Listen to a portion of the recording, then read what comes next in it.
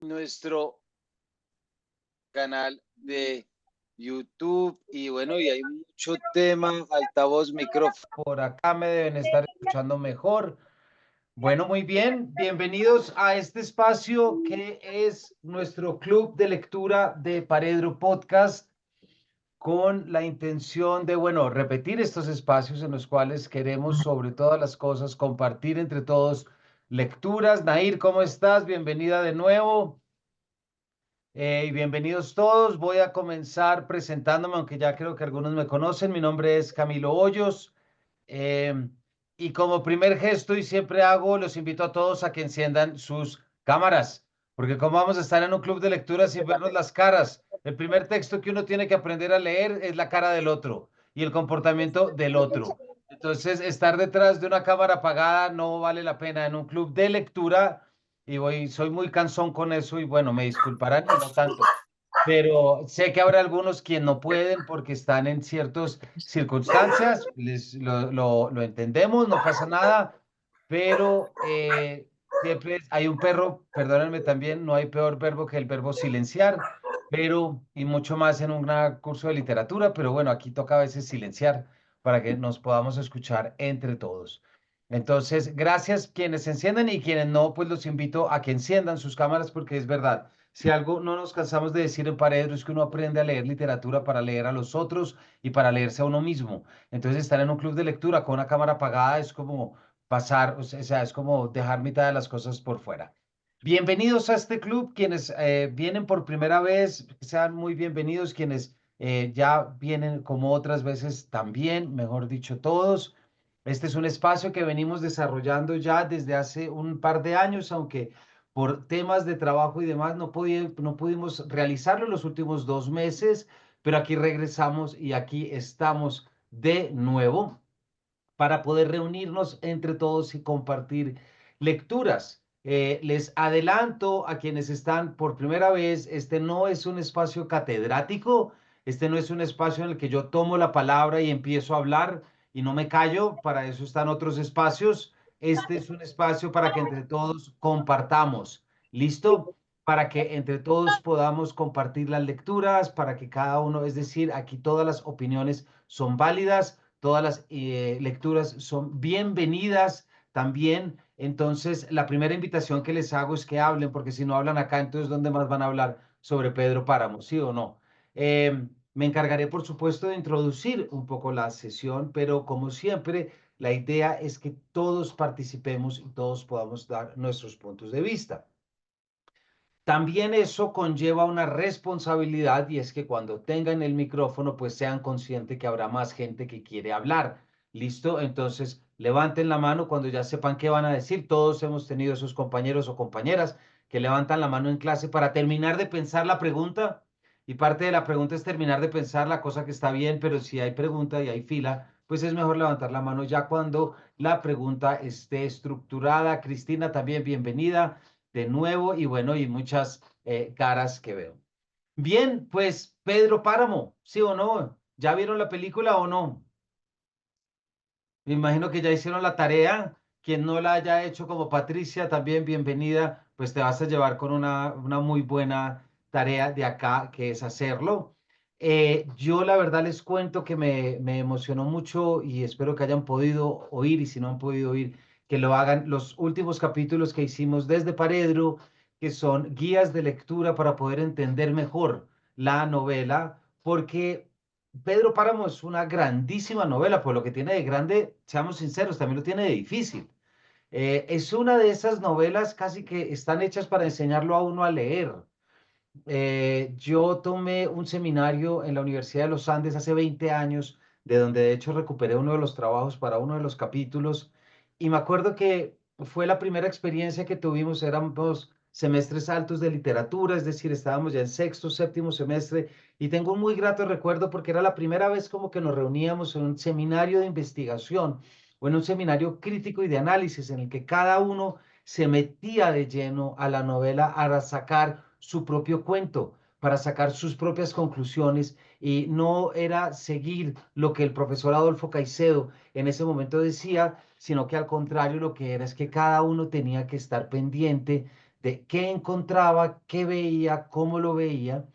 Y bueno, ahí fue donde yo trabajé los monólogos, como ustedes lo vieron, pero mucha gente terminó. Me acuerdo mucho que el profesor Adolfo Caicedo, uno de los mejores profesores que yo he tenido, recuerdo muy bien que él decía, vea, si se ven un poquito problemados, pues cada uno de ustedes tiene su edición de Pedro Páramo que quiere mucho, pero entonces vaya y cómprese una edición pirata y recórtela, desencuadérnela para intentar llegar al orden cronológico que tanto trabajo le cuesta a uno cuando está leyendo Pedro Páramo.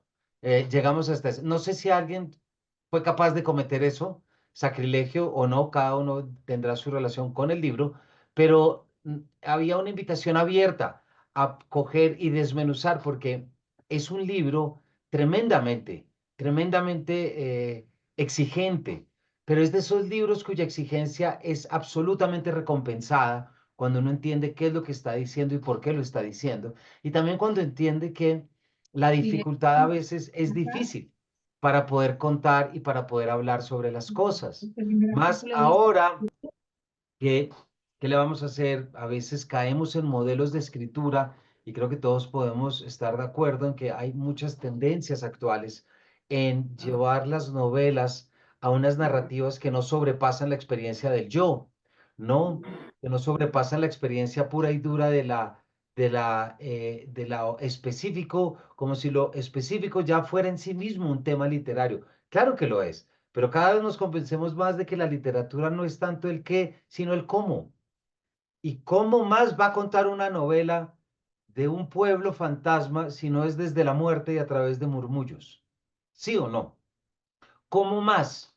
No hay nada más excitante, me parece a mí como lectores, que cuando entendemos la necesidad de la dificultad para poder darnos cuenta de lo que es en realidad una obra literaria y lo que una obra literaria es capaz de hacer. Harto es cuando nos batimos con unas novelas que nos exigen una cantidad de cosas y llegamos al final del camino y decimos, bueno, ¿y qué? ¿Y aquí qué? La dificultad en sí misma está pasada de moda, yo creo. La dificultad ahorita tiene que estar encaminada siempre, o como yo creo que siempre ha sido, a ¿por qué tiene que ser esto? Y hay un dicho. ¿Cuál dicho? Ya se me volvió a mí un dicho. Pero hay una frase que he repetido muchas veces y que no sé cuántas veces más voy a repetir. Y me encanta una frase que tiene Baudelaire sobre Víctor Hugo en un pequeño libro que se llama Retratos sobre algunos de mis contemporáneos, en que Baudelaire habla de Víctor Hugo como uno de los grandes videntes. Eh, y dice que Víctor Hugo era capaz de traducir lo oscuro con la oscuridad suficiente. Hay cosas oscuras, ¿no? Quien tenga hijos acá y haya tenido que explicarle cosas a sus hijos como la naturaleza de Dios o del diablo, del mal, uno no puede simplificar las cosas, ¿cierto? Hay cosas que exigen su grado de oscuridad. Ayer mi hija de 7 años me dijo, papá, ¿hace cuánto existe Dios? Y yo le dije, Dios siempre ha existido. Esa afirmación a los 7 años es oscura. Oscura en el sentido en que no es fácil llegar a ella desde lo luminoso. No estoy hablando de la fe, entiéndaseme muy bien si hay creyentes en la sala. Lo digo desde la luz de la razón, como entendemos que algo siempre está. Entonces, en un texto literario me parece a mí que es doble o triplemente satisfactorio cuando entendemos ese nivel de dificultad. Y Pedro Páramo es una novela difícil porque el tema que está hablando es un tema difícil. Podemos comenzar preguntándonos quién es el protagonista de Pedro Páramo y muchos podríamos decir que el protagonista es Comala, ¿verdad? Que es el espacio, una novela de 1955-57, ¿cómo hace uno para poder continuarlo a lo largo de todos estos fragmentos para poder establecer que un espacio es el protagonista, no el narrador, no quien llega? Juan Preciado es importantísimo, por supuesto, es quien encarna la narración desde el comienzo, es quien va, es el último que va por el padre, es quien muere. También en Comala, pero hay muchos otros personajes que también lo son. Y si nos ponemos a decir ahorita quién es el más importante, pues Pedro Páramo también, pues es el nombre que es, pero ¿cómo hace uno para estructurar una obra desde el murmullo, desde la soledad, desde la muerte, y cómo cada uno de estos elementos termina significando, creando sentido y sobre todo generando texto, ¿no? Que me parece tan importante. Entonces, cuando me di cuenta porque la verdad no, uno entre libros y hijos, la verdad, cada vez me cuesta, y sé que me tengo que esforzar cada vez más, pero me cuesta mucho estar al día con películas, con series, porque todo el tiempo que uso lo hago leyendo y no crean que lo digo como sacando pecho, no debería hacer muchas otras cosas, pero cuando entendí de repente y caí en cuenta que ya venía Pedro Páramo, dije, oiga, qué buena oportunidad de poder generar unos espacios en los que siempre vayamos a la novela, ¿verdad?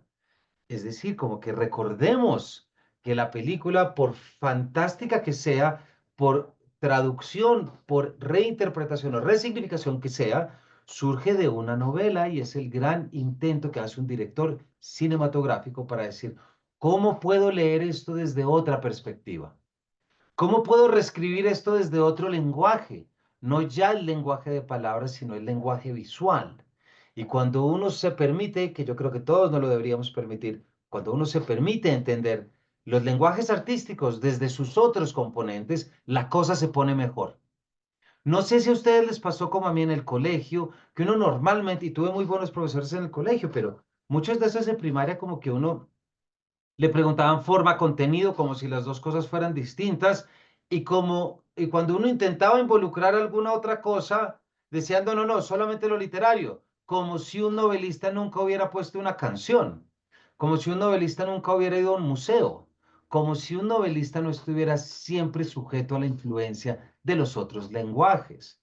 Si quieren ver algo chiquito, ahorita me llegó, no lo tengo acá, pero Alfaguara reeditó los cuentos completos de Cortázar. Yo siempre invito a leer las cartas de Cortázar cuando llega a París, porque un Cortázar yendo al Louvre por primera vez es algo de lo que vale la pena leer. Y él dice cosas como, llevo 3 meses entrando todos los días a la misma sala y hace unas descripciones, Eduardo Jonquieres, de cómo entiende el arte, cómo entiende a Tiziano, cómo entiende el arte, y uno dice, claro, ¿y él qué es? ¿Pintor? Obvio que no es. ¿Escribió textos sobre crítica de arte? Tampoco que yo recuerde ahora. Creo que de hecho no lo hizo. Pero la mirada artística y la mirada pictórica fue definitiva en el momento de escribir sus novelas. Así como la mirada fotográfica de Juan Rulfo fue fundamental en el momento de escribir la novela. Porque todos sabemos, y quienes no, bienvenidos a esta noticia y métanse ahorita a buscar a Google. Juan Rulfo fue un grandísimo fotógrafo. Hay un libro que quiero comenzar recomendándoles de los muchos, que es este libro de Cristina Rivera Garza. Había mucha neblina o humo o no sé qué. ¿Se acuerdan quién dice esta frase? Esta frase la dice Miguel Páramo, cuando Eduviges le abre la puerta y se da cuenta que se acaba de morir. Dice, iba en mi caballo y de repente había mucha neblina o humo o no sé qué. Y en este libro ella cuenta cómo Rulfo tiene la función de fotógrafo porque participó en una excursión en México y siempre llevaba una Rolleiflex. Y miren estas fotos, por ejemplo, que se puede entender, y tiene otras que Cristina Rivera le pone a uno que uno las ve y claro, se le para un poquito el corazón, pero mírenme fotos, espérense que había una por acá. Y esto seguramente está en mejor resolución que este libro por internet, sin lugar a dudas, pero espérense a ver si encuentro alguna otra para mostrarles. Ay, ay, ay, espérense que hay una de unas mujeres que uno dice, fue pucha, ahí está Dorotea caminando en la plaza antes de morir, más o menos. Está a punto de, pero bueno, me voy a quedar sin la foto para mostrársela, se los dejo de tarea y la van a disfrutar. Juan Rulfo, fotógrafo, cuentista, novelista, esta única novela, es evidente que estamos ya frente a un entrecruzamiento de lenguajes. Nunca se queden únicamente con el lenguaje verbal, nunca se queden con el lenguaje musical. Fíjense que ya a finales del siglo XIX había una fascinación por lo que era la sinestesia. La sinestesia es esa figura literaria que combina los lenguajes. Olía a azul, por ejemplo. Escuché la tristeza. Y hagan el ejercicio de, por ejemplo, escuchar a Eric Satie leyendo a Proust. y se van a dar cuenta que hay una melodía en Satie que Proust la lleva a través de su escritura, ¿cierto? Y que la tiene y que las tiene. Entonces, lo primero era eso, y ese fue un poquito el punto de partida para estos capítulos y para este club en el que estamos ahorita todos, ¿verdad? La inicial fue precisamente eso. Pues listo, ¿cómo podemos generar un espacio, una serie de capítulos para que las personas que no la han entendido la entiendan mejor y para que lleguemos de una forma más sólida a ver la película? Y aquí estamos. Y qué delicia que estemos acá también para hablar sobre semejante tema. Quiero decir tres cosas nada más para luego abrir el micrófono y que entre todos pongamos a conversar, porque recuerden, no venimos aquí a que yo diga si es buena, si es mala, si me gustó, si no me gustó, ni mucho menos hacer ningún análisis postcuántico, crítico, semántico. No. Queremos relacionarnos con un cuerpo, con un corpus. ¿Listo? Entonces los invito a que desde ya tengan todas las opiniones aquí. Son bienvenidas, hasta las de no entendí, bueno, hasta las de no me gustó, hasta las de me encantó. Siempre hablando con respeto sobre el otro. Eso es fundamental en este espacio, respetando las distintas opiniones y todo. Bueno. Yo empecé a ver Pedro Páramo y les confieso, empecé a verlo, intenté empezar a verlo unas 3 veces con mi esposa por la noche, muy de noche y me quedé dormido. Y entonces yo decía, ¿qué hay acá? Claro, no era el momento para verlas, evidentemente. Pero lo primero que me llamó la atención fue lo luminoso del desierto cuando Juan Preciado se encuentra con Abundio. Fue lo primero. Nair, página 71, ¿qué nos estás indicando acá? ¿La foto que yo estaba buscando? Ah, no. Bueno, ahorita nos cuentas. ¿Listo? Sí, ahí está la Y- foto del libro de Cristina Rivera. Pero a mí no, yo tengo otra página 71. Ah, qué raro. Bueno, ¿La tienes tú ahí? Muéstranosla. pero no sé cómo mostrarla. Ponla No, ahí frente a la cámara. ahí está apagada.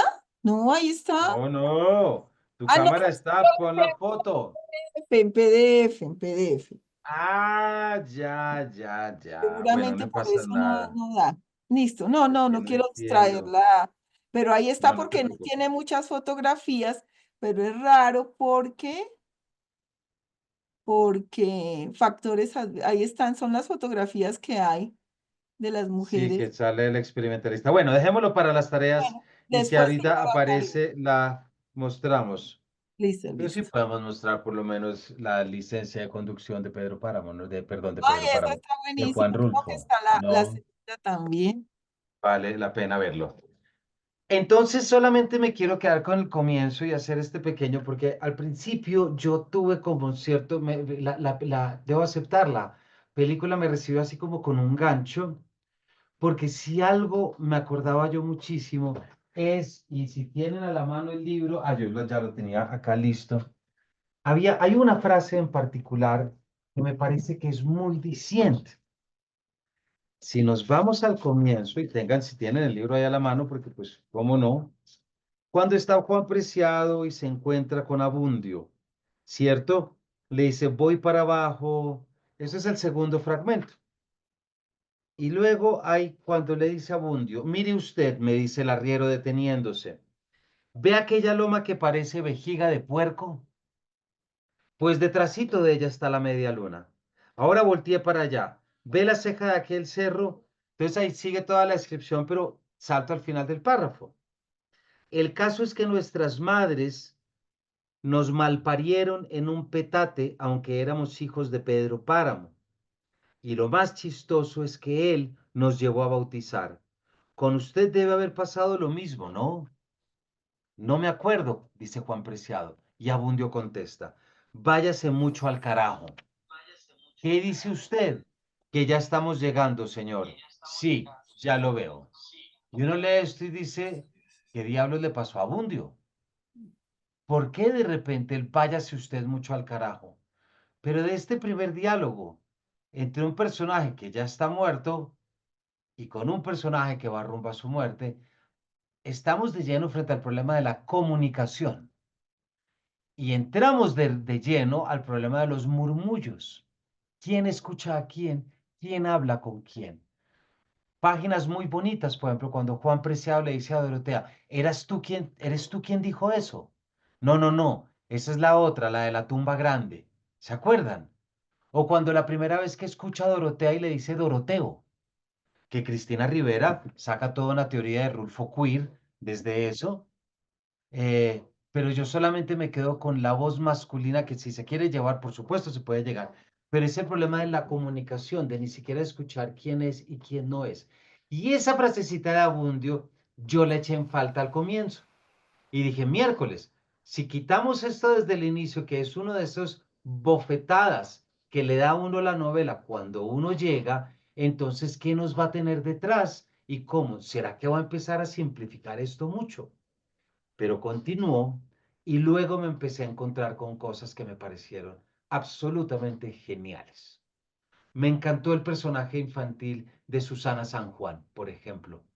Me pareció un personaje muy bien elegido. Me encantó la idea de las saponarias, la forma como se representa el agua. Pedro Páramo sentado en el inodoro, no pensando en Susana San Juan, que evoca al monólogo, ¿verdad? Y que la madre le abre la puerta y dice, tu padre ya dijo que en ti no se puede confiar. Frase que no está directamente ahí, pero que sí representa mucho ese cambio de generación y todo el mundo diciendo, este es un bueno para nada, este es un muchachito malcriado, cosa que eventualmente lo es, no tan malcriado como Miguel Páramo, pero sí lo es. Pero será desde esa malcriadez y desde esa, si se puede llamar, indiferencia con tantas cosas, que saldrá definitivamente ese carácter perverso de un Pedro Páramo. Y que también está muy bien representado, me parece a mí, esa Susana San Juan posterior, que se debate entre la locura, entre el deseo sexual, ¿no? Esas largas escenas de Susana San Juan masturbándose, eso es ella hablando en su monólogo, hablando de ese esposo que tuvo y que perdió, la indiferencia que no se sabe muy bien si efectivamente Susana San Juan tiene una relación incestuosa con Bartolomé San Juan, si Bartolomé San Juan sí la trata a ella como su esposa o no. Yo creo que es indeterminado, tanto en la novela como en la película, pero que despierta ciertas cosas que nos llaman la atención, ¿cierto? Y también, no me quiero quedar porque pues como se pueden dar cuenta, uno puede quedarse hablando de esto y lo que me interesa es que hablemos todos. Y también el personaje de Pedro Páramo, creo que también nos va a poner a hablar. Me parece que está muy bien desarrollado, pero a veces le veo una cara muy bondadosa y le veo una cara como de un niño muy lindo. Pero Pedro Páramo también era lindo, porque de lo contrario, ¿cómo hizo para acostarse con todas además de su poder? ¿Me explico? Todo el mundo desea a Pedro Páramo. Todas las mujeres lo desean. Y si es feo, pues no lo van a desear tanto. Solo van a desear su poder. Y hay un componente sexual de deseo físico a lo largo de la obra que es fundamental, ¿verdad? Entonces me parece que es un personaje que está muy bien llevado. Y por último, creo que algo que a mí me gusta mucho, y ya con esto me callo, yo soy fan de la estructura siempre.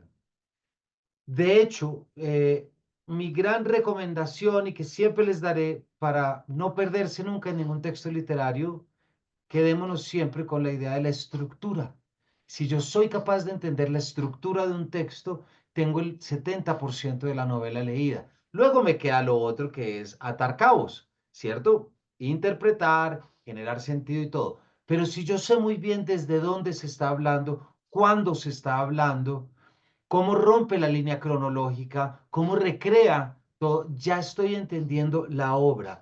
Fíjense que es lo mismo como cuando uno llega a un museo o abre una página y de repente ve el cuadro. Cuando ustedes ven un cuadro de Dalí, un cuadro de Max Ernst o un cuadro surrealista de esos que parece una fiebre de 40, lo primero que uno tiene que empezar diciendo es, ¿qué estoy viendo? ¿Qué hay? ¿Qué hay ahí? Uno empieza siempre con la definición del contorno, de las formas, de las tonalidades, y una vez se conoce la forma, es que podemos saltar a decir qué creemos, qué papel cumple o cómo creemos que cumple determinado papel cuando está ahí metido. ¿cierto? Pasa lo mismo con Pedro Páramo. Entonces, por eso es tan importante, me parece, ese desarrollo textual y me parece muy bien lograda eh, esa, ese tiempo, ese eterno retorno, si se quiere, de la temporalidad, que es algo de lo que podemos hablar ahorita más adelante, pero eso que supone Juan Preciado oyendo la fiesta que condena a Comala y pasando muerto, cadavérico, entre todos aquellos que están celebrando algo que no se debió haber celebrado. No, mentira, que no, sino cada uno celebra lo que quiera, pero que celebran justamente cuando está Pedro Páramo en el duelo de Susana San Juan. Cosa que también me pareció buenísima, ¿no? Uno reúne a 8 latinoamericanos en un duelo y hace así, ya termina en fiesta. ¿Sí o no? Suenan las campanas y de repente se quedaron chupando y se quedaron pegados en la fiesta y ahí es cuando Pedro Páramo se sienta en su, ¿cómo se llama? En su silla y dice, voy a dejar que Comala se muera de hambre. Por último, y ya con esto entrego palabras si alguien quiere empezar a levantar manos o si alguien quiere empezar. Fíjense una cosa que es absolutamente fenomenal. Desde el Me Too hemos entrado en una especie de revisión, si se quiere, de la figura patriarcal, masculina y de la crianza paterna, por supuesto, en la literatura. Y creo que esto es obvio, ¿no? Hay muchas novelas que en este momento se concentran en eso, en visitar al padre, visitar cómo fuimos criados, visitar. Y claro, y si queremos nos podemos ir a otras estadísticas, si se quieren, de padres ausentes en sociedades latinoamericanas, eh, padres que abandonan el hogar, y vamos a estar llenos, pero llenos. Pedro Páramo desde el 55 ya lo está diciendo. Entonces no somos tan novedosos si nos ponemos a pensar desde cierta perspectiva. Pedro Páramo ya lo estaba diciendo. Y esa es la historia de, si se quiere, de la paternidad latinoamericana. No quiero ahorita sonar pues desde, no, pero sí creo que tenemos que entender que muchas de las cosas que estamos viendo en esta novela y que vemos en la película son realidades que hemos tenido en Latinoamérica desde hace rato y que aquí se vinculan directamente a lo narrativo. Con eso termino para intentar establecer ese puente, si se quiere, con muchas de las cosas que no solamente entendemos en la película y en la novela, sino que también vemos claramente en nuestra propia sociedad. Abramos la palabra, si les parece, y ya está ahí Nair lista para compartir. Cuéntanos, Nair. Bueno, confesar, confesar que yo no he visto la película, la No verdad. pasa nada. No la Nos he podemos visto. quedar con lo otro, no te preocupes. Entonces, sí me genera interrogantes la película. Realmente a mí la película a mí no me desencanta de la novela, ninguna, porque yo como que entiendo como si fueran dos cosas aparte, o sea, como que fueran, sí, o sea, es una recreación de otra cosa. Nunca, nunca espero que la novela a través de la película me la represente, ¿sí? Como que yo los veo de diferente forma ahí. Pero entonces yo quería preguntar sobre eso, ¿sí? Pues además de que está la complejidad humana, de que a mí me encanta cómo ama Pedro Páramo a Susana San Juan, me encanta la poesía, me encanta esa forma de expresión de amor, si uno rastrear en la literatura cuáles son las formas poéticas de expresión del amor, me quedaría mucho con esa expresión de amor de Pedro Páramo a Susana San Juan, porque viene inclusive desde la inocencia, ¿no? Viene desde la niñez, me encanta. Pero quería preguntar, me encanta también que tú hayas dicho que tomar, porque nunca lo había pensado, a Comala como personaje principal que contiene los otros personajes. Entonces, si dice esto lo explica todo, como que le da como un hilo conductor, de alguna manera, como que me pareciera que lo armara, ¿no? Entonces, yo quería preguntar cómo se manejó el hilo conductor, porque uno ve que esta es una novela fragmentaria, cómo se manejó ese hilo conductor en la película, ¿sí? Porque no es lo mismo leerlo y uno de pronto se acostumbra a lo fragmentario, además. Yo leo siempre los libros, yo no soy tan juiciosa de leerlos el principio y esto. A mí me gusta leer por partes, así no encuentro y después yo también la armo. Pero esa ya está desarmada, pero igual yo lo leo desarmado. A mí me gusta leer por partes y luego hacer una lectura ahí sí juiciosa, pero como que me gusta llenarme de partes para hacer un rompecabezas. Así casi siempre leo yo.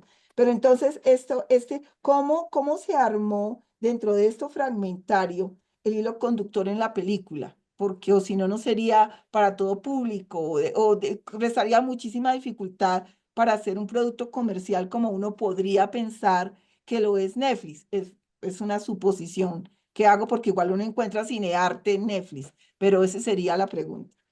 Mira, ahí arranco por el principio, yo contesto y luego quien quiera también participar.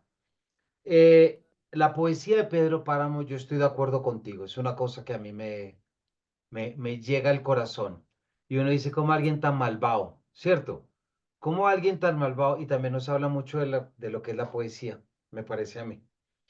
Em, no sé si pudieron escuchar y si no, los invito a que lo hagan. Uno de los últimos capítulos que hice, también de lecturas de Pedro Páramo, lo llamé Lecturas Cruzadas, con un personaje que también tiene una poesía increíble que es no, Susana San Juan, no, Manuela Sánchez, del Otoño del Patriarca, de Gabriel García Márquez. Manuela Sánchez es la mujer que el patriarca, en medio de su inmenso poder, nunca puede, nunca puede. ¿Alguien está prendiendo la pizarra, me parece, o soy yo? Creo que alguien se le está activando la pizarra o algo parecido. Aquí yo la estoy cerrando, pero me parece raro. Em, Manuela Sánchez, y hago un paréntesis acá pequeño para tomar la pregunta. El Otoño del Patriarca es una de estas novelas de dictador, escritas, muchas que se escriben. Está Vargas Llosa, está ese momento mítico que están los del Boomen tomándose un café y dicen, venga, propongámonos entre todos a escribir novelas sobre dictaduras. Está La conversación en la Catedral de Vargas Llosa, que es una novela impresionante, y también está El Otoño del Patriarca. El Otoño del Patriarca además tiene una parte genial que cuánto se puede aplicar a los políticos hoy en día. Hay un momento en que los gringos están llevando a la mamá del patriarca a mostrarle el gran salón donde lo van a coronar de nuevo presidente. Y la mamá se queda mirando eso asombrada y dice, oiga, de haber sabido que mi hijo iba a ser presidente, por lo menos lo hubiera mandado a la escuela. O sea que es genial. Y ahí está metido el efecto que está detrás. El patriarca muestra, y yo el supremo de Augusto Roa Bastos es otro. Entonces, hay algo muy claro que está y que también está en Pedro Páramo y que comparten los dos personajes, Nair, y es la imposibilidad del amor en la soledad del poder. Parecería ser, ¿cierto? Porque Pedro Páramo puede tenerlo todo menos a Susana San Juan. Y ese es uno de sus grandes maldiciones y efectos poéticos más grandes. Y eso es explícito en la novela. No nos digamos mentiras, acá yo no estoy descubriendo nada. Pero es importante traerlo porque es el motor narrativo y es cuántos años te estuvo esperando Susana para que cuando llegue Susana ni siquiera se fija en él y está pensando es en quien ella perdió y en esa noche en la playa en que se acuesta, cierto que es su amante, su esposo, que luego se entera y dice que sabía que se había casado, pero que había quedado viuda y que después había vuelto a ser hija. Eso está en los dos. Entonces ahí hay un principio que me parece que no podemos dejar pasar, porque si uno quisiera, que no lo quiero hacer, pero si uno quisiera entrar a hablar, es como podría tirar de esa cuerda o de esa pita que no lo justifica, pero todo lo que ocurre en Pedro Páramo es fruto del desamor. Y eso es poético, querramos o no, aunque implique la pérdida de un pueblo. No, es el desamor por no tener al ser amado, por no tener la confluencia entre el amante y el amado, ¿verdad? Y desencadena en todo lo que pasa y además esa ignorancia del pueblo respecto al dolor que está sintiendo el patriarca, llamémoslo. Y dice, ah, sí, pues se joden. Esto es lo que les va a pasar. Entonces, esa es una constante que yo creo que llevan mucho y la conecto con algo que tú estás hablando de la estructura. Fíjate, hay un momento en la película, y si tienen más ejemplos, y ahorita Margarita que tiene la mano levantada, si también quieres contestar a esto o a lo otro, no hay problema, pero pienso en un ejemplo en particular. Eh, hay cierta linealidad al inicio con la llegada de Juan Preciado, pero con una conciencia muy clara de la estructura. No sé si ustedes se dieron cuenta, esto yo creo que lo digo en algún capítulo, pero cuando arranca la película, empieza la voz de Juan Preciado y la cámara empieza a hundirse y empieza a tener un corte estratigráfico. Claro, Juan Preciado ya está hablando desde la tumba. Esa es de las cosas que yo creo que más le puede volar a uno la cabeza. Cuando uno cae en cuenta que vine a Comala porque me dijeron que acá vivía, vine, está hablando desde Comala, por lo tanto ya está muerto. Entonces está hablando desde la tumba y uno dice, miércoles, ¿cómo así? Y mucha gente escribió mensajes en el canal de YouTube y todo, pero ¿cómo así que Juan Preciado está muerto? Claro, ya está muerto. El relato arranca desde lo muerto, desde la tumba, que comparte con Dorotea porque los meten y los embuten ahí a los dos en la misma. Entonces ahí, Nair, fíjate que ya hay una conciencia clara, no explícita, pues ya hay una conciencia clara. Eh, hay muchos saltos temporales, porque fácil sería coger la novela y organizarla de comienzo a fin, pues le quitamos una cantidad de cosas. Paréntesis, hay una novela que les recomiendo muchísimo leer, que es El sonido y la furia de William Faulkner. El sonido y la furia de William Faulkner es una novela de 1932, si no me equivoco. Puede ser un poquito antes, no estoy completamente seguro. Pero es, wow, eso sí que es una de esas novelas para uno aprender a leer de la forma más increíble. Es una novela narrada, es de 4 partes, y la primera parte la narra Benji, que es Benjamin Compson, en el presente, que es el 7 de julio de 1932-33, cuando Benjamin está cumpliendo 33 años. Pero lo que le pasa a Benjamin es que tiene problemas cognitivos. Por lo tanto, la narración no puede ser lineal porque Faulkner entiende que frente al problema de la cognición del lenguaje y de conocimiento no hay una linealidad. Entonces la novela, ojo a esto, la novela evoca alrededor de 18 espacios y tiempos distintos en las primeras 4 páginas. Y lo que él utiliza para que uno se entienda es que hay unas frases en cursiva, que es lo que ese es el guiño que nos hace para saber que estoy saltando a otra temporalidad. Pero luego organícela. Y había una página genial que bajaron de un grupo de investigación de Harvard que lo que hacía era que uno veía el texto, era un hipertexto. Entonces uno veía el texto al frente y luego le podía dar clic, orden temporal, y el texto se reorganizaba cronológicamente desde 1898, que era el momento más antiguo que el narrador narraba, hasta 1930, que es el presente, cuando él está buscando unas bolas de golf con los esclavos, con los que eran esclavos, mejor dicho, con la familia negra, que es con la que vive. Es una ayuda genial para uno valorar la estructura fragmentada, pero nunca para quedarse con lo lineal, porque no nos digamos mentiras, la vida no es lineal, creemos que es lineal. Pero ¿cuántas veces estamos pensando en el pasado y estamos trayendo, y ahí está la estructura literaria para recordárnoslo? Entonces, te voy a poner un ejemplo, Nair, ya para darle la palabra a Margarita. Cuando, después de que Pedro Páramo se casa con Dolores Preciado, como parte de su estrategia para poder recuperar lo perdido, hay un momento que están al lado de un riachuelo. No sé si se acuerdan de esta escena. Están al lado de un riachuelo, está Dolores con su hermana y está el bebé llorando. O sea, está Juan Preciado llorando. Y hay un momento en el que Pedro Páramo se queda mirando un árbol que está en la mitad. Y se queda mirándolo y se queda mirándolo. Y ahí Dolores le dice algo como, podríamos ir a no sé dónde, tal, a lo que él se voltea ahí y accede y dice, listo, hagámoslo, ¿verdad? Pero está esa mirada en la que él se queda fijamente y uno dice, ¿qué hay ahí? 30, 40 minutos después está en ese mismo árbol el pequeño con Susana San Juan, jugando. ¿Para qué? Para involucrar la parte que Bartolomé le dice, me enteré tarde que tú te bañaste con Pedro Páramo en ese riachuelo, de haberlo sabido, la hubiera cogido a fuete. Entonces ahí queda todo prim, establecido, y uno entiende cómo esta película no tiene como propósito, y no lo puede tener, el hacerla más luminosa, en hacerla más clara, porque no olvidemos que hacer más claras las cosas a veces es bajarle su poder narrativo. ¿Sí me explico? Lo complejo tiene que ser complejo.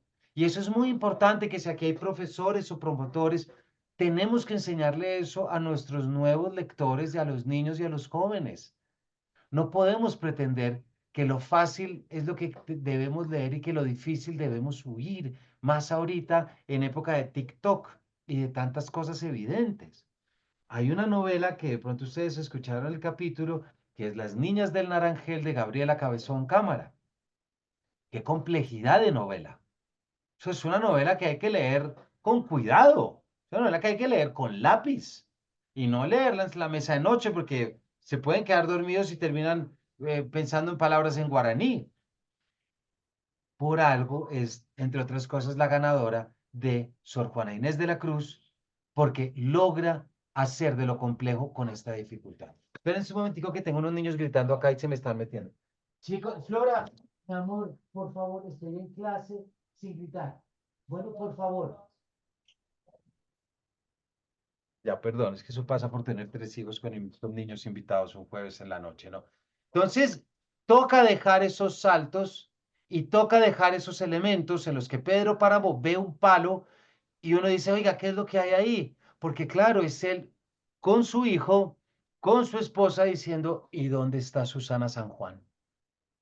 Y ahí hay una poesía, hay evocación y hay estructura. Entonces, Nair, no te preocupes cuando la veas, porque la película no está hecha para facilitártelo. Pero pues no nos digamos mentiras. Cuando uno lo ve en lenguaje cinematográfico, sí cobra una diferencia y uno ve cosas más explícitas. Les voy a poner un ejemplo para mí. Se me hizo muy claro ese cuarto en el que fíjense que dice desde el principio no Dorotea, bueno, cuando va donde Eduviges y después pasa a buscarlo, ay, se me acaba de olvidar el nombre, la cocinera de la Media Luna, cuando le dice, qué raro que hayas escuchado ruidos en ese cuarto, porque es que ahí fue donde ahorcaron esa imagen, por ejemplo, que luego se va a ver a Fulgor Sedano con el otro burlándose diciendo, oiga, usted sí está jodido con ese jefe y todo lo que supone esa maldad de Fulgor, ¿no? Esa falta de conciencia absoluta que es tan fascinante. Entonces, yo también agradezco que el lenguaje cinematográfico nos eche luces, pero que no nos lo facilite tanto como para ponernos lo lineal, porque no. Hay cosas que tienen que permanecer en la oscuridad si queremos seguir disfrutándolas. Gracias, Nair. Margarita, cuéntanos. Buenas noches.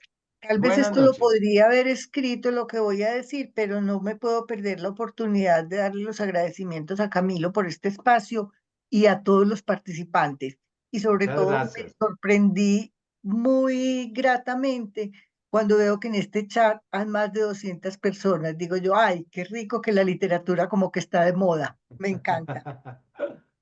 Bueno, entonces no, es que cuando yo vi la película y me pareció hermosa, una puesta en escena muy bella, una fotografía muy bella, unas escenografías muy limpias. Bueno, yo no sé casi de cine, pero podría decir muy hollywoodesca. Pero entonces para darle como un consuelo a Nair con la pregunta, casualmente acabo de sacar el libro y me encontré un articulito que tenía guardado ahí dentro de José Ortega. Y en ese artículo tengo subrayado una frasecita que dice, es que eso nos puede ayudar un poquito a entender como la dicotomía o esto que yo sentí con ver la película. Y es, la inteligencia no puede captar el tiempo como proceso orgánico, tal, pues esta operación corresponde a la intuición. Eso me pareció que me da como mucha claridad frente a lo que se logra hacer en una cinta no, perdón, en una película. Y antes había remitido unas palabras de Rulfo, que también, como Camilo lo acaba de decir, Dice, estas son palabras pues de Rulfo.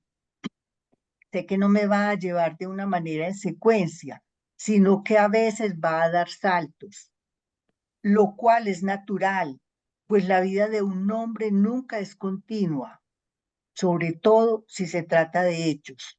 Los hechos humanos no siempre se dan en secuencia. Exactamente.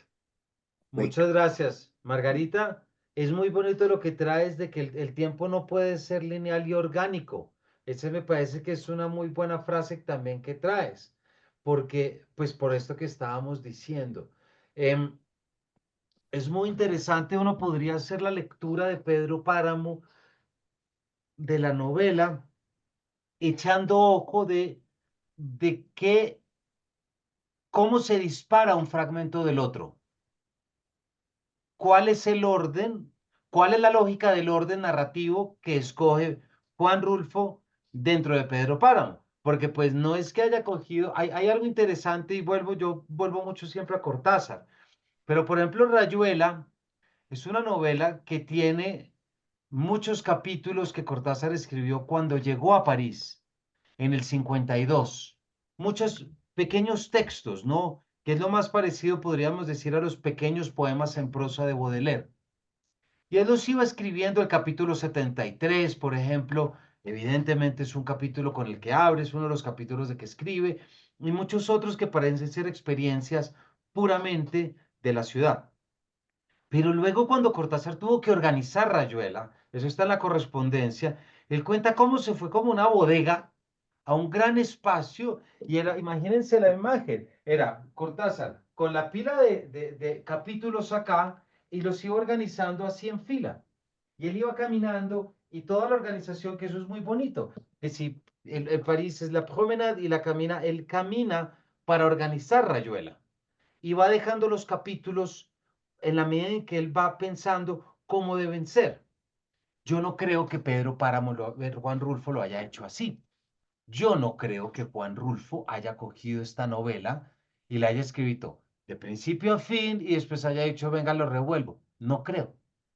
Ahí está el gran misterio de la evocación. ¿Cómo decide irse a qué?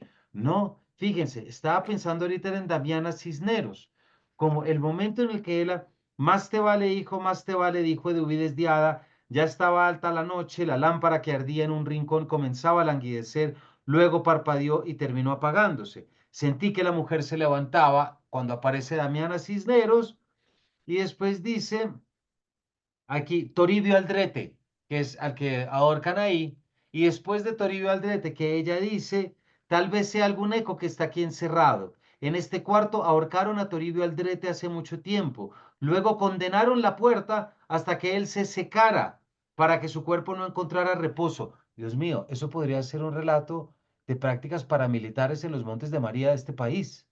Ojo a eso también, ¿no? Es que cuando uno lo baja y lo ve desde una perspectiva distinta. No sé cómo has podido entrar cuando no existe llave para abrir esta puerta. Fue doña Eduviges quien abrió. Me dijo que era el único cuarto que tenía disponible. Eduviges de Hada. Ella, pobre Eduviges, debe de andar penando todavía. Pin, piel de gallina, ¿no? Miércoles. ¿Cómo así? Se acaba de mencionar, Margarita, como decimos, se acaba de mencionar a Toribio Aldrete. ¿Con quién saltamos? Fulgor Sedano, hombre de 54 años, soltero, de oficio administrador. ¿Quién lo ahorca? ¿No? Entonces, tiene que haber un texto que sea la lógica narrativa dentro de Pedro y que es muy interesante. Miren, en este espacio queremos siempre desarrollar lecturas más críticas, ¿cierto? Y hay un ejemplo que yo siempre doy, y si aquí me lo permiten, miren, por ejemplo, este saquito que tengo acá, que es mi saquito ecuatoriano de mis alpacas, ¿no? Aquí uno ve el saco y ve la costura y no ve nada, pero si uno lo voltea, aquí es donde se da cuenta que está la costura, ¿cierto? Y puede ser, vamos a ver qué pasa aquí debajo de esto, no tiene nada, pero fíjense que cada parte, y esto es solamente un saco, pero ustedes imagínense un vestido o un traje. ¿Qué es la buena escritura? Las costuras por debajo que uno no las vea cuando lee, así como uno no le ve la costura al vestido. ¿Sí me explico? Si uno le ve la costura al vestido, le parece chimbo y le parece que no puede ser. Entonces, Si uno quiere leer siempre más y mejor, tiene que fijarse en esas costuras, cómo está armado el texto por dentro, no quedarse únicamente con la experiencia narrativa, sino decir, oye, ¿y por qué está hablando ahorita de Fulgor? ¿Por qué estoy ahorita hablando sobre esto? ¿Por qué llevo 10 páginas pensando en esto? Porque ningún autor o autora va a decir, uy, no sé, se me fue la olla y de repente me queda habla. No. Si ustedes en el trabajo o en lo que sea tienen que escribir un documento o una lista, si es una lista para el trabajo, ustedes de repente no meten pancakes, gelatina y todo, porque sí. No, todo tiene un sentido. Una novela es una máquina perfectamente armada. Mientras más compleja, mejor armada, porque más exige. Entonces, leer la novela, así como ver la película Nair y Margarita, desde esa perspectiva es preguntarse, bueno, ¿cómo se está armando esto detrás? Y uno ahí se da cuenta que somos lectores casi como siguiendo al flautista de Hamelin. Hay una melodía que perseguimos cuando leemos. Y esa melodía es la que nos dice, subraye esta palabra, eche el ojo a esto otro, piense en esto, piense en lo otro. Porque vamos recogiendo nuestra leña en el bosque para luego llegar y hacer la fogata. ¿Sí me explico? Quien no recoge leña, pues está un poquito sujeto a lo que pasa al final. Bien por él. Hay dos tipos de lectores, el ingenuo y el sentimental. Eso lo dice Schiller y también lo repite Pamuk. ¿Cierto? Hay dos, los que están pensando siempre en el qué y los que se dejan llevar. Yo lastimosamente hace mucho perdí la tranquilidad de dejarme llevar. Tengo que estar pendiente de todo. La única forma, les confieso, que puedo leer dejándome llevar es dejando de lado el lápiz. Si me quitan el lápiz, ahí sí sigo derecho y me cambio, o sea, cambia mi lectura radicalmente. Y eso porque termino marcando las hojas y poniendo, necesito siempre reseñar algo. Entonces, pongo las hojitas arriba, un doblez, dos dobleces, porque tengo que saber. Pero cuando tengo el lápiz, estoy siempre diciendo, ¿por qué están hablando en este momento de Fulgor Sedano? ¿Por qué está saltando a esto? ¿Qué es lo que está haciendo detrás? Y ahí hay una lógica narrativa e incluso de lo ilógico, si se quiere, y si hiciéramos un ejercicio sesudo de esto, llegaríamos perfecto a una conclusión y a una hipótesis, ¿no? Eso es lo que tiene de fascinante esta novela. Margarita, muchas gracias. Ángela, cuéntanos. Hola, buenas noches. Buenas noches. Yo agradecí la película porque me hizo entender la novela, porque Ok. yo soy no una lectora, como lo dijiste ahorita, sino yo soy una lectora confundida. Entonces yo dije, yo no entendía la novela, la leí como una semana antes porque dije, no, yo voy a hacer el ejercicio porque no voy a llegar allá eh, como millennial, entre comillas, a verla, a que me dé cuenta, para no leer la novela. Pero sí, sí lo entendí, dije, ay, por fin entendí. Pero cuando vi lecturas cruzadas de Dorotea, hasta ahí, ¿cómo sería mi confusión? Que hasta ahí fue que entendí que Juan Preciado sí estaba muerto desde el comienzo. Y yo decía, pero ¿no será que está vivo? ¿No será que no se murió? O sea, yo, mejor dicho, me fui por allá altísimo, ¿no? Pero sí agradecí mucho y no me imagino lo que fue armar toda esa secuencia. Y es una película que hay que ver sin el celular en la mano, porque la gente ahora está viendo las películas mientras tiene el celular, no sé cómo lo hace. Entonces, sí hay que concentrarse porque es una forma, lo hizo muy bonito. O sea, a mí la escena que más me pareció hermosa es cuando están flotando todos los difuntos en el aire, hacen un círculo como un ciclón ahí extraño. Eso fue hermosísimo, eso me pareció además que atenuó la luz de una forma en que había luz, pero no había luz. Entonces, eso es un recurso cinematográfico muy, muy bonito. Em, Me gustó una cosa en sí de la novela, y es que arranca con Abundio, con el arriero, y, y como, no sé, como sí, sí es un confusa en el sentido de los tiempos, los recuerdos y todo esto, y cierra con Abundio, que es el que Mm, eh, mata pues a Pedro Páramo. Entonces es como si fuera como esas serpientes que se muerden la cola, ¿sí? O sea, sí. es como que cierra, hace un cierre. O sea, dice Juan Rulfo, sí, los voy a confundir por el camino, pero ya darles un cierre. Eso es lo que a mí me gustó, que como que uno queda bien. Me gustó, yo tenía dudas de cómo iba a abordar en la película lo de que cuando muere Pedro Páramo, cómo iba a ser lo de que las piedras y que van a sonar las piedras y todo esto.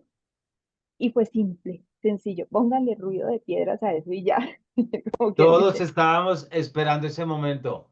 Ángela, estoy de acuerdo contigo. O sea, yo empecé a ver la película únicamente para ver cómo iba a ser. Dio cómo un iba a golpe sonar en la seco calle. contra la tierra y se fue desmoronando como si fuera un montón de piedras. Desde el Sí, comienzo yo dije, ¿cómo van a resolver esto? O sí, sea que estoy contigo. suenan las piedras y uno, ay, qué bueno que, que sonaron, o sea, y sonó bien y todo esto. Y las escenas donde está en el mundo como espectral, esas escenas de oscuridad que la gente, los críticos aficionados, decían que qué mala película porque eso no asustaba, o sea, no entendía que, por qué querían, o sea, querían, no sé, tipo Rápidos y Furiosos o tipo película de Stephen King, no sé qué querían, pero a mí sí me asustó bastante cuando uno de los malosos estos de voltean a mirar a Juan Preciado y eso es aterrador, o sea, Mm. y ahí es cuando digo, ¿por qué no me asusté con la novela? ¿Por qué no la iba entendiendo? Y pues tengo que confesar que fue la película la que me ayudó a entender la novela. O sea, sí, la leí en el colegio y no la entendí. Y la leí una semana antes de la película y la pude entender. Y cierro con una cosa que leí como en una reseña que es de los ingleses, cómo le interpretan, y dicen que Pedro Páramo es Cumbres Borrascosas ambientada en México y escrita por Kafka. Eso es lo que, Qué entonces, bueno. los ingleses lo miran así por ese lado.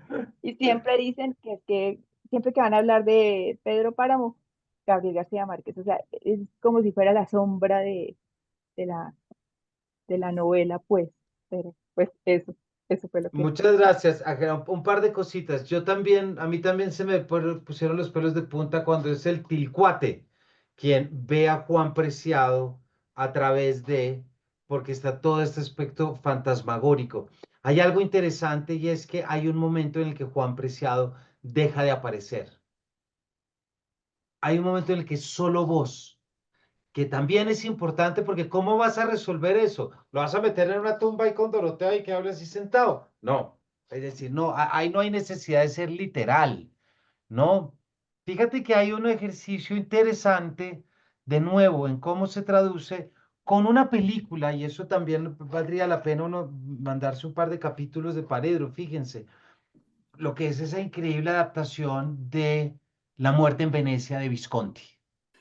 La muerte en Venecia de Thomas Mann es una novela impresionante que les recomiendo muchísimo. Visconti hace la versión cinematográfica y en la novela Gustav von Aschenbach es el gran escritor alemán y mucho de la novela es él escribiendo. Listo, te llevas eso a terreno cinematográfico, vas a poner una voz en off y vas a poner a un personaje a escribir. Eso te sirve 15 segundos. Bueno, puedes mandar 8 o 10 minutos, porque se te aburre cualquier persona. Entonces, ¿qué hace Visconti? Visconti entiende que tiene que convertir a Gustav von Aschenbach en un músico. Y de repente Gustav von Aschenbach toma casi que la cara de Gustav Mahler. Y la música recurrente de la película es la novena sinfonía o la quinta sinfonía de Gustav Mahler. Es decir, hay que cambiar eso y hay que verlo desde otra perspectiva para que funcione en otro lenguaje, ¿cierto? Entonces, a mí me gustan mucho esas decisiones que toma, como esta de Juan Preciado, desde donde está viendo. Y también disfruté mucho, y aquí va, merita un pequeño paréntesis rápido, el susto y el espanto. ¿A cuántos de ustedes les dio miedo la película? A mí me asustó, hubo partes que me asustó también. O sea, lo oscuro y esto, e incluso la mujer de lodo, la esposa de Donis, cuando se abre con su desnudez tan rara, en fin, todo esto. Y claro, y uno dice, Afortunadamente no abusaron de eso. Ahorita que estamos en el momento de la superescritora Mariana Enríquez con Samantha Schweblin y todo lo que es el terror gótico escrito desde la perspectiva femenina, es genial. Y quien haya leído a Mariana Enríquez, o sea, eh, libros de Mariana Enríquez que uno tiene que prender la luz de lo miedoso que pueden llegar a ser, ¿cierto? Pero no se trata de coger la película y convertirla en un producto de la actualidad. No se trata entonces, vamos a hacerlo gótico, sí, ya tiene elementos, porque es que lo mexicano, en la medida en que tiene su relación profunda con la muerte, ya lo tiene, ya lo incluye. No vayamos más lejos de eso, ya está. ¿Sí me explico? Entonces, ¿cómo tomamos, respetamos su esencia, pero le damos los guiños? Ahí está.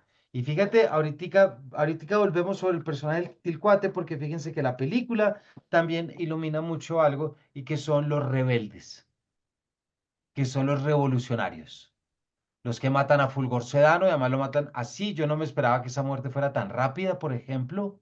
Y ese diálogo con Pedro Páramo de decir, bueno, denos 100 hombres y le vamos a dar tanto y el otro negociando la revolución, que también es muy claro. El gran patriarca recibiendo a los revolucionarios, dándoles de comer y los otros diciendo, fue pucha, ¿qué hacemos si nos está dando de comer y nos va a dar comida? ¿Qué tanto nos podemos ir a la revolución sin el apoyo de un rico? Toma, de nuevo aparecen muchas cuestiones actuales, ¿no? Mil gracias, Ángela. Julián, cuéntanos. Hola, buenas noches. Bueno, voy a tratar de hilar rápidamente como el montón de ideas que han surgido sobre una cosa que es clave y que comparte Juan Rulfo con Cortázar, que tiene que ver con la fotografía y la teoría de Cortázar sobre sobre el cuento, la novela, la fotografía y el cine, ¿no? Y es Ok. como Cortázar habla del cuento como la fotografía, ¿no? Y cómo enmarca aquello que él quiere mostrar, pero que deja por fuera un montón de cosas que yo como lector también muchas veces debo completar y como debo entender. Si en una fotografía aparece un pie de alguien que no está ahí, yo puedo irme por ahí, por esa historia, ¿sí? Por ese pie que aparece ahí en esa fotografía. Cuando yo empecé a ver la película, a la segunda escena, mi primer pensamiento fue, esto es un ensayo visual, en el sentido de las técnicas que utiliza la película para construir las atmósferas, sobre todo, que es una cosa que me parece que tanto en la escritura de Rulfo y no solo en Pedro Páramo, sino en sus cuentos y pues, en su otro libro de cuentos, como esa atmósfera, y la atmósfera entendida como las sensaciones y las evocaciones que produce la lectura y que ahí tienen todo sentido con el miedo y el terror que produce la escena, sobre todo en la casa, que para mí es como la mejor lograda en la casa cuando llega y está buscando un sitio para donde quedarse, Juan Precia donde quedarse y se encuentra con estas dos mujeres, que además entonces yo soy del teatro y me pareció la más teatral de todas las escenas, en el sentido que hay un detalle que me di cuenta ya al final y es que sobre todo en esa escena los personajes nunca se tocan, no hay contacto, Ok. o sea, ni la mano, no hay abrazos, no hay contacto físico, porque son dos mundos diferentes, ¿no? El mundo de los vivos y el mundo de los muertos, y ahí visualmente está clarísimo que... Eso está muy bien visto. Eso está súper bien visto. Y claro, es algo, perdón, te interrumpo, Julián, para que sigas, pero eso es algo que el texto literario no te puede Ajá, mostrar. ajá, sí, Entonces, mira lo bonito. y también se da en otra forma y es en la interpretación de los personajes y el diálogo que hay, ¿no? Sobre todo estas mujeres, cuando empieza a decir y empieza a pensar y hay esas pausas donde dice como, pero como, y entendiendo pues la novela cuando no la ha leído, cómo esas pausas también funcionan desde lo visual, ¿sí? La pausa en la lectura tiene que hacerlo uno mismo como lector. Acá en la película sí tiene que ser, sí está claro y eso construye un montón la atmósfera que vuelve un poco a la fotografía y es como la fotografía también es evocación y es sensación, Exactamente. ¿sí? Porque es recuerdo. Y por eso un poco cuando veo la película y a la luz de la lectura de la novela de Rulfo, pues es eso, es un álbum de fotografías que está puesto en movimiento. Hay muchos Mira, momentos en que uno puede darle la pausa a la película y es una fotografía, sí. una composición increíble. Y otro La detalle, muerte, la muerte, perdón, te complemento, la muerte de la madre de Susana San Juan. Es Es, totalmente esa es una escena o sea, uno puede poner el fotograma, imprimirlo y tiene una fotografía. bellísima, bellísima. Sí, Y ahí entra otra cosa que estaba diciendo Ángel anteriormente, y es como también en la película logra a través de la luz, cuando vemos, por ejemplo, en el pasado ese Comala completo, bien pintado, con sus adornos, ¿no? Y bien lo que decíamos como el presente de la narración, destruido, oscuro, frío, ¿sí? Y que eso está generando una sensación. Y para mí, Comala es sensación y es evocación, ¿sí? Y creo que la película lo logra muy bien en todos los momentos en los que, pues, en varios momentos, ¿no? Y por último, volviendo a la película que más me impactó y me gustó de la casa y de este no contacto, y es el manejo de la luz con las velas, porque en todo sí. momento y en la mayoría de los planos de esta escena de noche, siempre aparece una vela, ¿no? Y bueno, y ahí podríamos darle un montón de interpretaciones frente a la vigilia, por ejemplo, a las velas para los muertos, la conexión, ¿sí? Porque si es intencional y uno lo ve ahí en la escena, la vela siempre presente. O porque está con Juan Sí. o porque está con alguna de estas mujeres, siempre hay una luz que está iluminando esas escenas. Y para finalizar con el sentido del el ensayo visual, y es que en el cine, básicamente, si yo podría desarmar la película de Juan Rulfo y poner todas las escenas del pasado, por ejemplo, de la infancia o del atrás, las puedo poner juntas, me va a contar una historia, ¿no? Y pongo estas historias del Comala destruido, el Comala que llega Juan Preciado, y me cuenta una historia. Aquí el ejercicio de sobreponer y el collage que se hace es lo que genera otro ejercicio.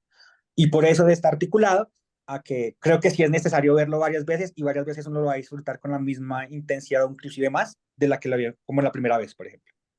Sí, sí. Muchas gracias, Julián. Muchas cosas muy interesantes. Creo que arrancaste hablando con Cortázar, claro, de todo lo que es ese primer párrafo de las babas del diablo, ¿no?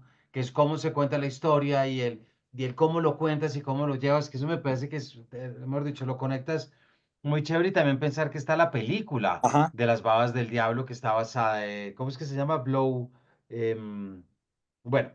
No, no, no. Hay algo de la luz, hay algo de la luz que también quiero traer que me parece muy interesante, que es muy chévere lo que dices de la vela y también de lo que es el día, la luminosidad ya desde la muerte. Porque cuando llega Juan Preciado, muerto del miedo, a la casa de Donis y la hermana, recuerdas que él ve a través del techo y ve la luz del cielo, y entonces eso es lo que le permite pensar, pero lo único que puede es seguir revolcándose del miedo mientras los otros hablan. Y ahí también está muy bien visto la parte narrativa, porque es él acostado, escuchando a ellos hablar, diciendo, ¿quién será? ¿De dónde vendrá? ¿Será que hay que buscarlo? ¿Será que hay no sé qué? Y ahí está la referencia de la luz para saber cuánto pasa y cuánto está, ya para después caer, pues no quiero sonar tampoco tal, pero un poco caer sí en la noche eterna que supone la tumba, ¿verdad? Muy chévere que nos traigas estas ideas, mira lo interesante y muy interesante también que pongas sobre la mesa lo del contacto, porque Nair, volvemos frente a lo que tú decías, cómo eso es algo que no logra el texto literario. Porque si se dice no se tocaron, blow up, gracias, Alfaro. Porque si tú dices no se tocaron, pues ya estás haciendo un énfasis sobre algo que no te está funcionando. Oye, ¿por qué se iban a tocar? No. Ahí está. Y también es lo interesante de traer, por supuesto, ese componente dramatúrgico, ¿no? Corpóreo y espacial que desarrolla la entrada en esa habitación donde, ay, se me está olvidando el nombre del colgado el nombre de Toribio Aldrete también es muy extraño. Los muebles abandonados y dejados por todos los de Comala, por un lado, y el otro acomodándose contra la viga, ¿no? Como no siendo capaz de moverse y no siendo capaz de hacer nada. Muchas gracias, Julián. Nos dejas una cantidad de cosas muy interesantes. Cristina, cuéntanos.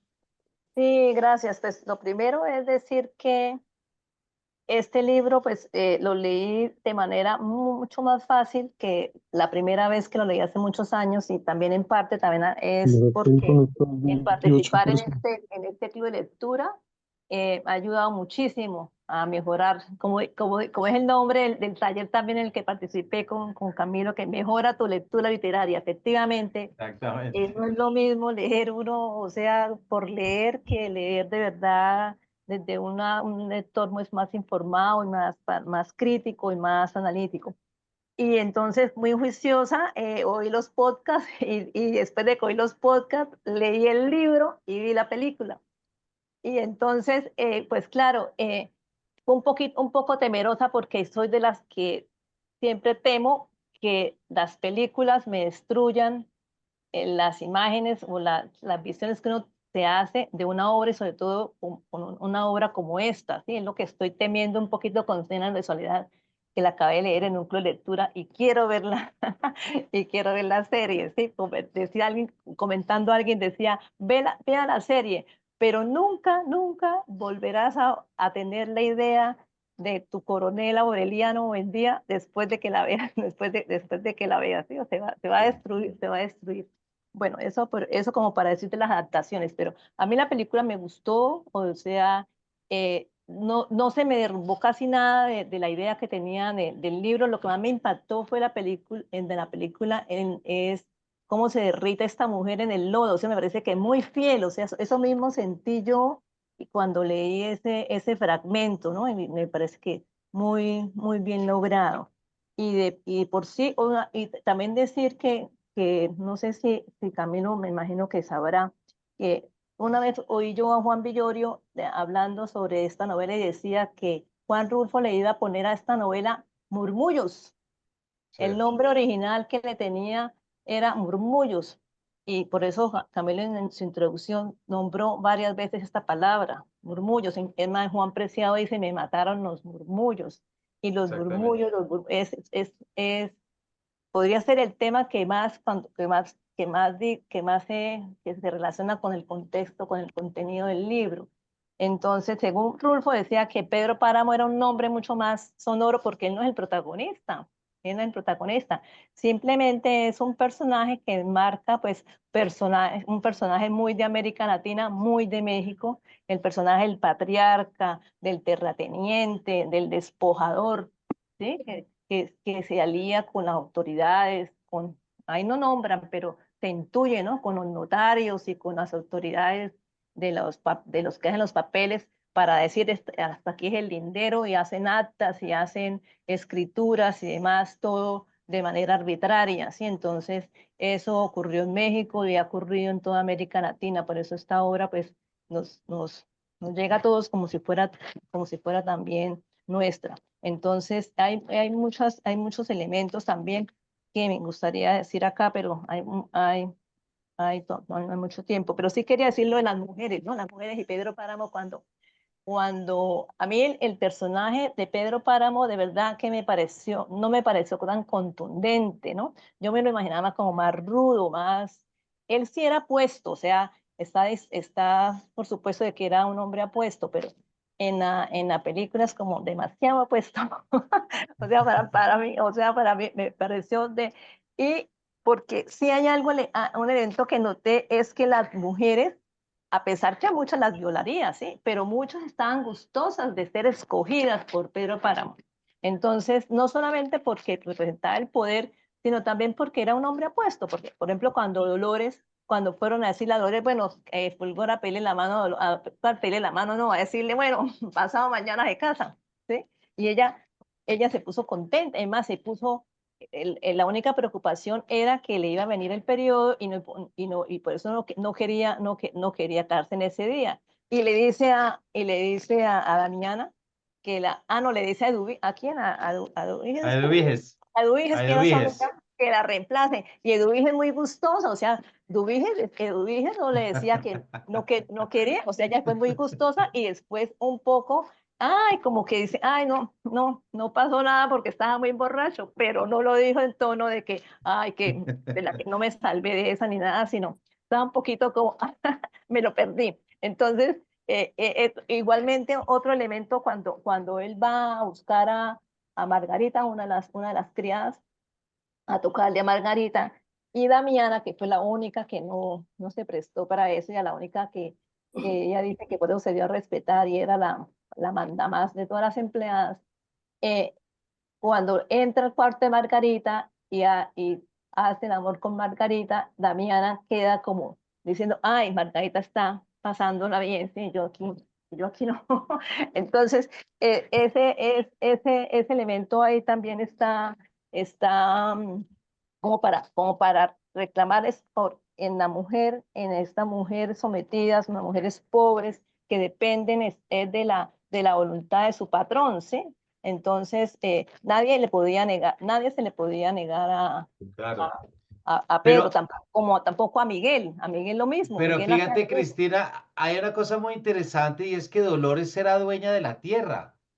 O sea que no es solamente a las mujeres pobres, también es el sello, ¿no? Que Sí, ese también hay un contraste interesante, ¿no? Es decir, es dolor. Lo que pasa es que todo el mundo quiere estar con Pedro Páramo. sí, Ese es un poco el punto que está ahí detrás. Yo estoy de acuerdo contigo, ahí hay un tema y es que es muy carebonito y uno dice, hombre, pero si lo ve desde otra óptica, ¿acaso no que sea carebonito también es un contraste con tanta maldad? También habría un juego ahí que podría caber, ¿cierto? Y por último, para pasarle, porque nos quedan 10 minuticos, ¿qué tal como pasa el tiempo? Y darle la palabra a Patricia. Hay algo que tú dices muy claro, y es que sí, aquí Dora nos dice, Fulgor le dice claramente que a Dolores tiene que cederle la tierra, y el descarado de Fulgor diciéndole, no duerme pensando en usted. ¿Se acuerdan de esa escena? Dice, es que no pega el ojo, no prueba bocado solo por pensar en usted. Y uno dice, ahí está pintado todo lo latinoamericano. Muy bien. Pero bueno, pensando en otras adaptaciones como El nombre de la rosa, novela que yo leí en el colegio y leí mucho, Guillermo de Baskerville indudablemente ya tiene la cara de Sean Connery. Sí. No hay nada que hacer.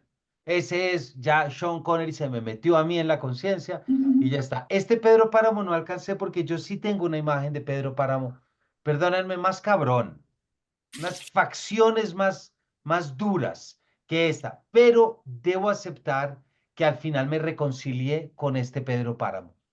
Me parece que está, y puede ser por ese final, que ahorita Ángela estaba refiriéndose a él, cuando ese final cuando llega Bundio y está con Damiana y que ni siquiera lo reconoce y le dice, váyase de acá. Aquí no hacemos nada. Ese Pedro Páramo viejo, sentado, mirando, me parece como que me reconcilié con ese, es raro decirlo así, pero me reconcilié un poco como con esa imagen. Siempre son peligrosas para ese efecto, pero mira, frente a 100 años de soledad, que seguramente en enero estaremos acá de nuevo reunidos hablando sobre eso, pueden estar seguros que ese será nuestro próximo tema. Em, el otro día estaba hablando con un amigo y me decía, no, es que me da mucho miedo eso. Y yo le decía, ¿miedo de qué? Y decía, es que 100 años de soledad es sagrado. Yo Sí. decía, papito, no hay nada sagrado en este mundo y mucho menos una novela de García Márquez. Véngame a mí a decir, pues, que es García Márquez, entonces no lo podemos tocar. Los libros hay que subrayarlos, hay que manosearlos, hay que hacer esto. O sea, yo estos libros, por ejemplo, los tengo hasta donde pueda, los subrayo, los trato porque no puede haber nada intocable. Las obras de arte no pueden ser intocables. Bueno, las que están, las esculturas sí, por supuesto, pero de resto todo debe ser manoseado, vuelto a ver desde otra perspectiva, reescrito desde otro lenguaje. Porque flaco favor le hacemos a una obra si la dejamos ahí y no la tocamos, ¿no? Pensemos cuando éramos jóvenes y teníamos nuestros primeros novias o novios, ¿no? Que siempre que había una relación en que uno la idealizaba y decía, no, no, yo cómo voy a ser capaz de darle un besito, eso no, esa plática se perdió. Eso es el espíritu erótico, me parece a mí, transgresor, de poder entrar y cambiar las cosas y verlas desde otra perspectiva. Patricia, cuéntanos. Muchas gracias, Cristina. Gracias, Camilo. Buenas noches.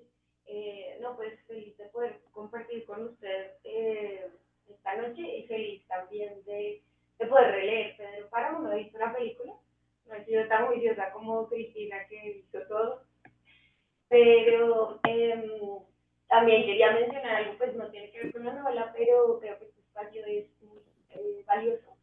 Me encanta escuchar pues nuestro acento rolo y además el acento paisa y el acento, no sé, sí, como del Tolima, de Cristina, no sé, pero eso como que enriquece también mucho nuestra conversación.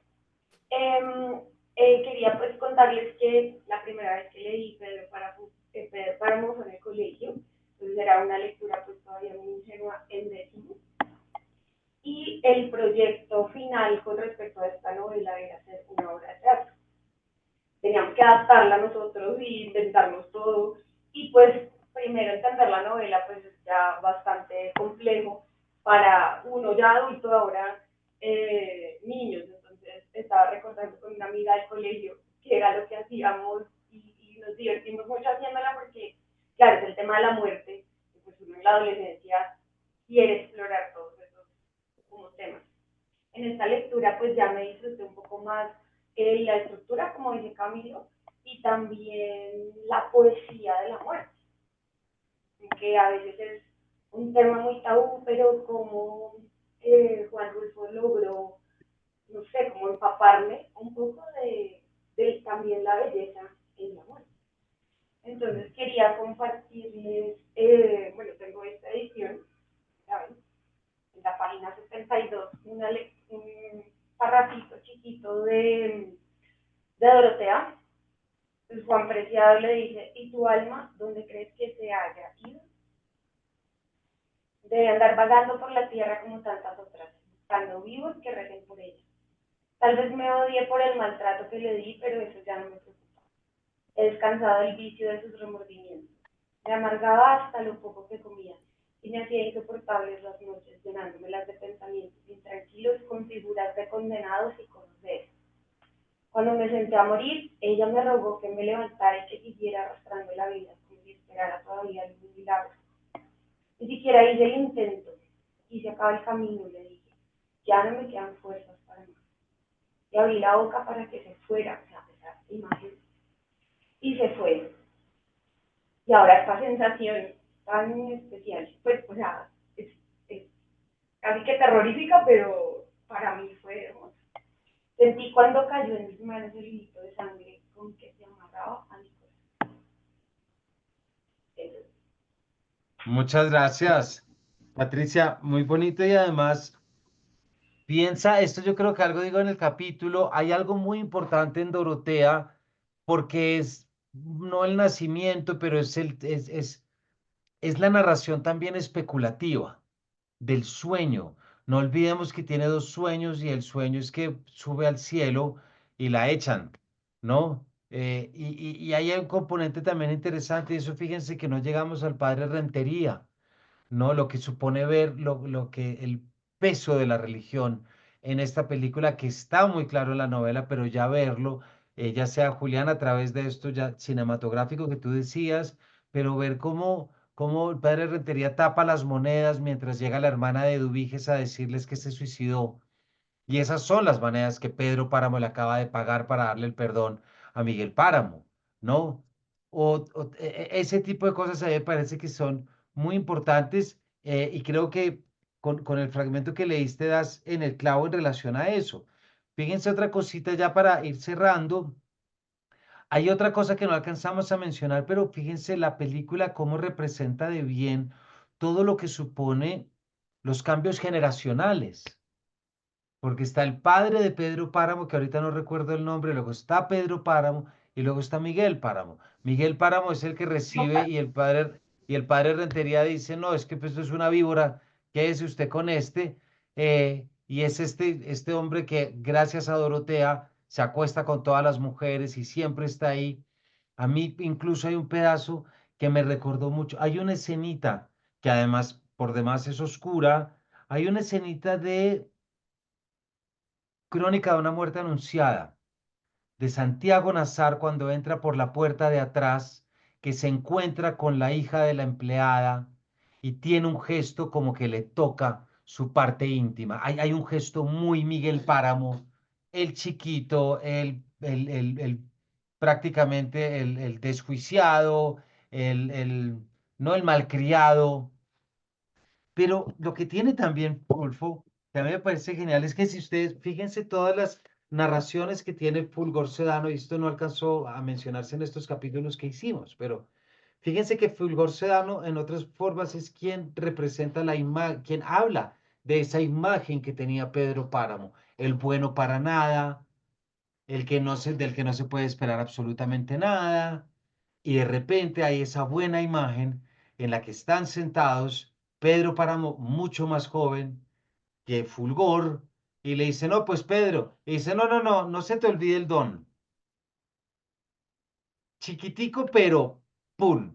Si ustedes se imaginan uno ya con la edad, que llegue el hijo del patrón muerto a decirle, no, no, no se te olvide el don, te demoras más, así hay un dicho en Colombia, ¿no? Se demora más, pero se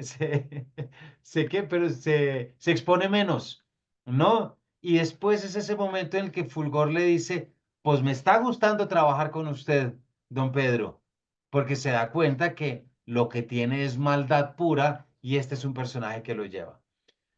Fíjense todo lo que estamos acá sacando, se nos acabó ya el tiempo, son las 7:30. La invitación es a ver la película, verla muchas veces, perderle el miedo a la combinación de lenguajes también. Y esa es también una invitación que yo hago ahorita cuando llegue Pedro, cuando llegue 100 años de soledad. Yo le tengo muchas ganas, yo estoy casi segura que va a ser una cosa buenísima. He hablado con gente que ha conocido la producción de cerca, he conocido personas que han estado y tienen por dicho, todo es muy bueno lo que están diciendo. Entonces, creo que flaco favor, Lucas, muchas gracias, Cristina. Lucas Páramo, sí, el padre de Pedro. Flaco favor le hacemos a las obras si no nos acercamos a ellas desde otras perspectivas, si iluminamos cosas que antes no habíamos iluminado, si nos quedamos diciendo es la gran obra maestra de la literatura colombiana y por eso no puede, porque es que se la van a tirar pues que intenten y si se la tiran vamos a decir después no nos gustó y ya, pero pues no, no es nada más grave que eso. ¿Qué es lo peor que puede pasar? Que uno no se la termine de ver y ya.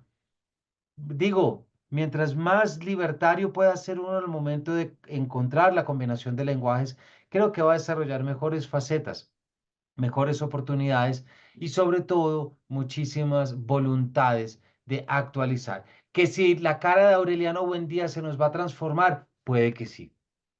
Que si la cara de Remedio, quién sabe cómo será Úrsula y Guarán, no les mueren de las ganas de ver, ni tanto Remedios la Bella, ese momento en el que va a subir al cielo. No, ¿cómo lo habrá solucionado? ¿Cómo tendrá todo? A mí me parece fascinante el ejercicio de poder acercarme desde otro lenguaje a ver cosas que siempre, siempre me han gustado y estoy seguro que hay otras que me pasa que, por ejemplo, hay otras versiones que uno se debate entre la película y lo otro, pero lo que estoy seguro es que la serie de 100 años de soledad, lo que ha hecho, a mí me ha hecho, por ejemplo, la serie de Pedro Páramo, es que me ha hecho querer más y entender más el texto literario. Fíjense, esa ha sido mi respuesta. Em, entonces espero que así les ocurra con 100 años de soledad. El mes de diciembre no vamos a poder tener sesión porque es un poco difícil, que después del 16 hay novenas, hay natillas y hay de todo, entonces ¿cómo vamos a estar acá? Pero pueden estar seguros que a través del chat vamos a dar la próxima reunión y con toda probabilidad va a ser a finales de enero. ¿Listo? Si podemos hacerlo para estar hablando sobre 100 años de soledad. Esperen también algunos capítulos de Paredro en el que vamos a entrar en esto, pero obvio, lo primero que hay que hacer es ver la película, ver la serie, para poder hacernos las preguntas desde el texto y desde el texto ayudar en la versión de la otra. Muchas gracias a todos los comentarios que aquí están de Pedro, que también nos comentó mucho de adaptaciones y creaciones. Bienvenidos todos los comentarios y por supuesto bienvenidos todos. Gracias por su compañía y nada, nos vemos en la próxima emisión de Paredro. Que tengan una feliz Navidad. Si no, nos vemos y por acá estaremos de nuevo en enero. Bueno, hasta luego y muchas Gracias. gracias. Feliz No se les Navidad. Camilo, olvide gracias a todos. que este video Camilo, queda gracias. colgado en el canal de YouTube. Bueno, por Ok, si lo quieren volver gracias. a ver. Hasta luego. Luego. Gracias.